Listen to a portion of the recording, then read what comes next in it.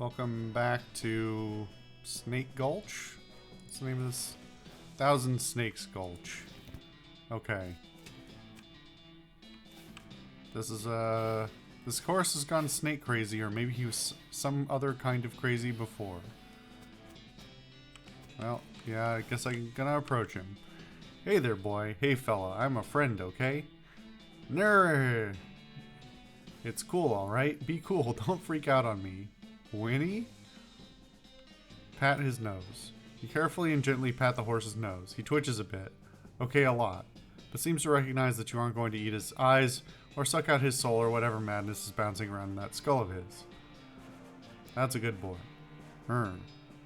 Look him in the eyes.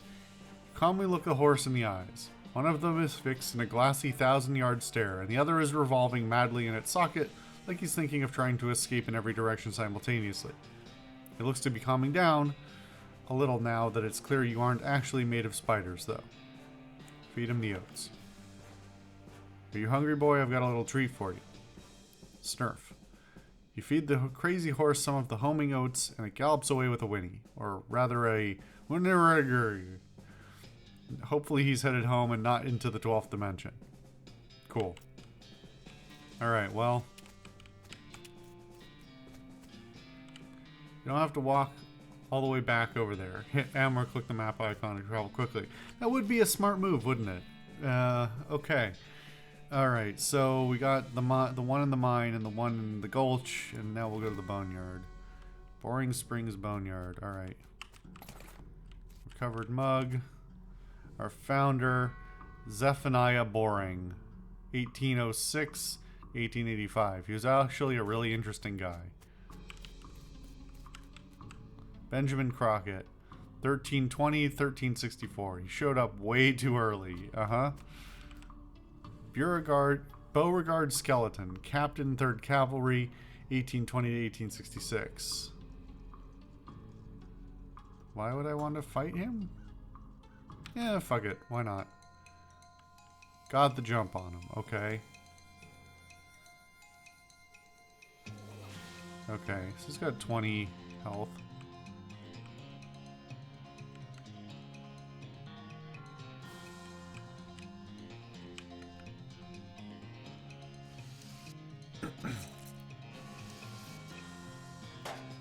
Oh no, he hit my snake. How dare he?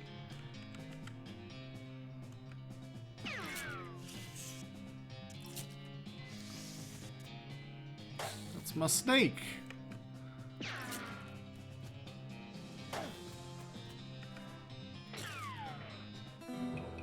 Alright, pressing the key to continue, put a stop to Captain Skeleton's unnatural animation.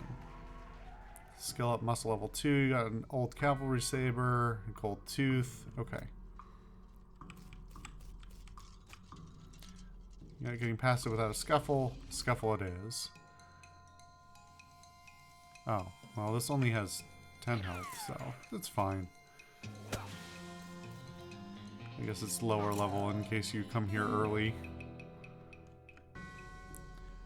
Progress or okay. That's a ghost horse. Your pulse quickens as you get near the spooky translucent horse. Timothy, devoted husband, beloved daughters, a baby. Yep, alright. Your pulse quickens as you get near the spooky translucent horse. Approach her. You approach the weird semi-transparent horse cautiously so as not to startle her, though you quickly come to the realization that this is not a horse that startles easily. Hello there. Hi, I'm a friend, okay? Nay. That's a little strange. How did you do that without opening your mouth? Pat her on the nose. You pat the horse's nose, which is very cold. If you were going to ride her, you would want an extra saddle blanket to keep your butt from freezing. Pat her on the nose again. Yep, still cold. Brr. Pat her on the nose again. Okay. You get the idea. Feed her the oats. Here you go, girl. Have some oats. You hold out a handful of oats for the horse, but she just sort of stares right through you. Brr. Please don't look at me like that. Snort. Try the oats again. You hold the oats out again, but the horse continues to ignore them. What's the matter? Are they not Spooky enough? I'm not sure how to make oats spooky. I guess I could put some bone meal on them, but I don't have anything handy to grind up bones with. Grave dirt? Winnie. Is that a yes? Weird. Okay. Add some grave dirt to the oats. You sprinkle the oats with just a little bit of grave dirt and hold them out again. The horse gazes expressionlessly at them, then eats them. And with that, she glides away in the direction of town. Bizarre. Okay, let's go find out this horse situation.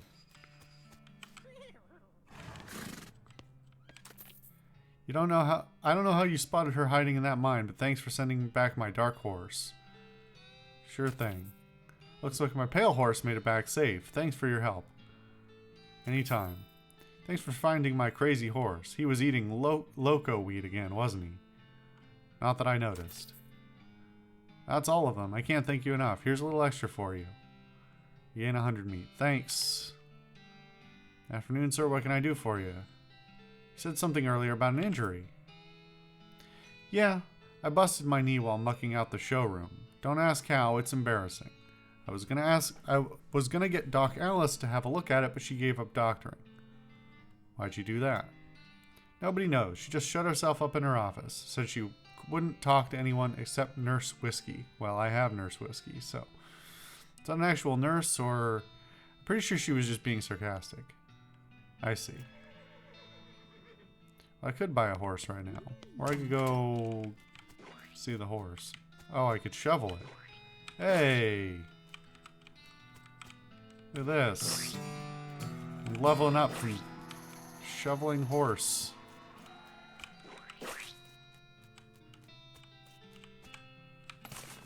Recovered mug. Alright. How's that newspaper, buddy? Good? Cool. Offer whiskey. Whiskey delivery for you, Doc. What brand? Nurse Whiskey. Your favorite, I'm led to believe. Didn't know she makes house calls. Alright, hold on. You hear a rattle as she unlocks the door. Enter the house. Why do you have a bunch of barrels of TNT, ma'am? Doc Alice looks to be about in her 50s. Her hair is graying and her face is lined, but her eyes are still clear and sharp, if bloodshot. She holds out her hand. Whiskey. Stat. Well, it'd be rude not to. She cracks open the whiskey and fills a small flask she takes out of her pocket. She then puts the flask back in her pocket and starts chugging out of the bottle. Geez, Doc, that doesn't seem healthy. Who's the doctor here? Me or you? Okay, point taken. Doc Alice continues to pour whiskey down her neck, occasionally stopping to breathe. Is everything alright? That depends on how fast I can get this whiskey into my bloodstream compared to how fast my liver filters it out. And I can't talk and drink at the same time, so... She glares at you meaningfully. So, what's the matter, Doc? What's the matter? The whole world's gone to hell in a horse cart. And you ask what's the matter? Bandits, cow demons, dead men walking. Why don't you go ahead and pick one? I'll drink to that. Dead men walking? You haven't seen it? Corpses and skeletons stagger around like puppets with half their strings cut, looking to take a bite out of the living. Oh yeah, there was a skeleton in the cemetery. So did I already do this quest? It's nice to get some outside confirmation that I'm not losing my damn mind. How's that even possible? It isn't possible. It goes against everything I know about medicine. Dead patients don't get back up. Patients? Oh. Ouch. Doc Alice turns away, grimacing. Every doctor loses one now and again. You never get used to it, but, well, it happens.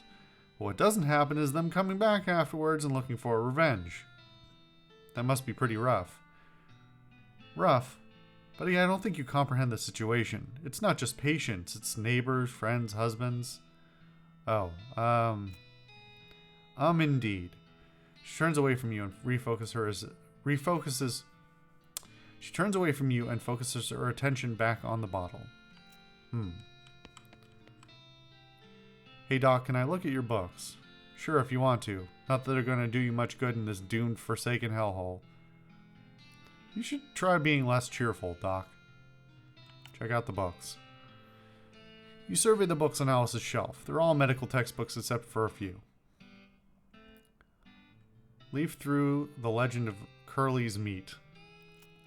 The book tells of a legendary treasure, a massive chest full of premium meat, secreted in the hidden sense, not in the extruded sense, in the western desert by an old cowhand named Curly Butterfield. Leaf through the life and works of Fred Ferguson. This book purports to be a Civil War surgeon's autobiography. By flipping through it, you mostly just find lists of reasons that drinking alcohol is bad. So it's actually a work of ludicrous speculative fiction. Haha. At least there's some useful appendices in the back, and some diagrams of appendices. Leaf through The Goblinoid Tongues, a primer. You start flipping through the Goblinoid language book. It's confusing at first, but you eventually get so engrossed that by the time you take a break from reading, several blurfs have passed, and you also know that blurf is the goblin word for hour. You've learned to speak goblin. Sort of. You got a perk. Goblin tongue. Make like a tree and leaf. The vanity doesn't look like it sees much use. Preen a little. You grab a pair of tweezers and pluck some of your more unsightly eyebrows. Gain 1 XP. The stove is spotless. Either she's really compulsive about cleaning, or she never cooks. Wow. Shouldn't this be further away from the fireplace? Yeah, that seems unsafe. Doc Alice sighs exasperatedly. Do you have any idea what's causing the resurrections? Well, I heard a rumor. A rumor? What is it? It's when you get incomplete information from an unverified source. Okay. Anyway, what I heard is that there's a fellow out west that's causing it. A necromancer, they call him. Supposedly he's sending magic out into the world somehow. Magic like the beanslingers use? Never heard of any beanslinger raising the dead, have you? Her scowl deepens. That'd be one hell of a can of beans.